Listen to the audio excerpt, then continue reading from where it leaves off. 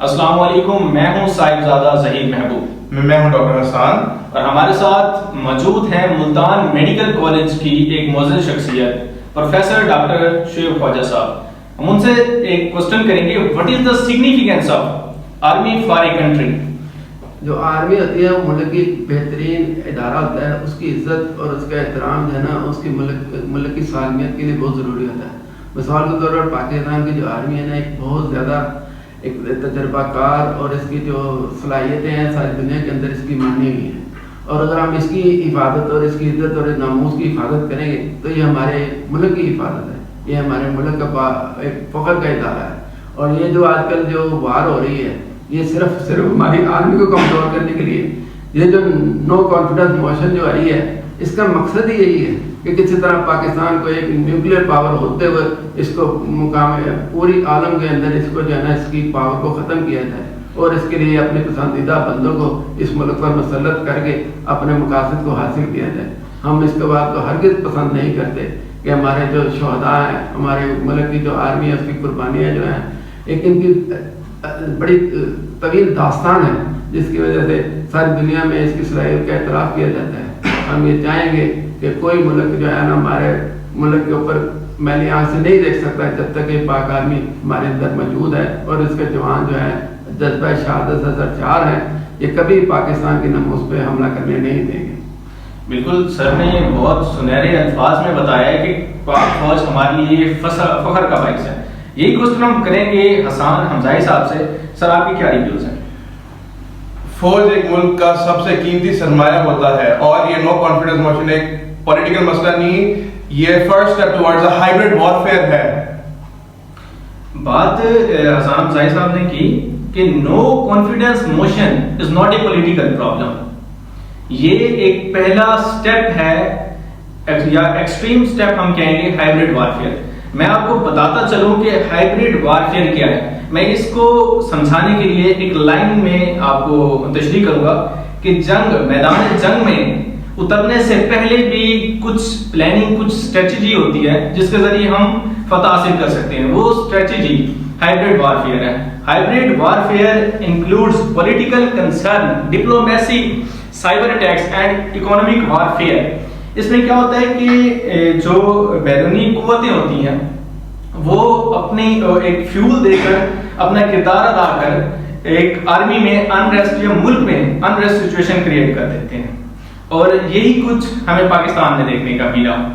تو حسان حمزائی صاحب اینڈ سر شعیب خواجہ صاحب، آپ کی کیا رائے ہے کہ ہمیں کس حد تک محب وطن ہونا چاہیے اور آرمی کو کس لیول تک سپورٹ کرنا چاہیے؟ ہم کہتے ہیں، کہنے کو تو یہی ملتا ہے کہ ہم آرمی کے لیے اپنی جان قربان کر سکتے ہیں، لیکن جو سچویشن بنی ہوئی ہے اس میں ہم آرمی کے خلاف ٹرینڈ چلا رہے ہیں، تو یہ تو ناقابل برداشت حرکت ہے۔ کیا رائے آپ کی؟ میرے خیال میں نا آرمی کے خلاف وہی لوگ ٹرینڈ چلاتے ہیں جو اس ملک سے محبت نہیں رکھتے۔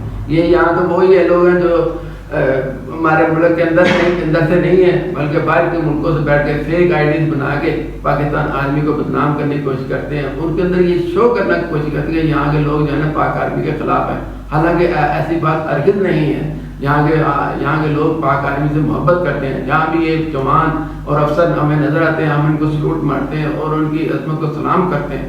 یہ ہمارے ملک کا باعزت سرمایہ ہے، اور یہ جو نو کانفیڈنس موشن ہے اس کے ذریعے حکومتوں کی تبدیلی ہے، اس میں صرف یہی شو کیا جاتا ہے کہ یہ آرمی نے ایسے کیا ہے، اور لوگوں کو آپس کے اندر ان کے اختلافات پیدا کر کے اور آرمی کو بدنام کیا جاتا ہے تاکہ یہ جو ہے نا آرمی کمزور ہو۔ جس ملک کی آرمی کمزور ہو جائے اس ملک کا جو ہے نا اس دنیا میں رہنا جو ہے نا محال ہو جاتا ہے۔ ہمارے سامنے یوکرائن کی مسائل ہے کہ سب سے پہلے اس کی آرمی کو کمزور کیا گیا، اس کے ایٹمی اثاثوں کو کمپرومائز کیا گیا، پھر اس کے بعد جو ہے ایک بڑی سپر طاقت نے اس کے اوپر حملہ کر کے اس کی جو ہے اس کو سالمیت کو تہس نہس کر دی۔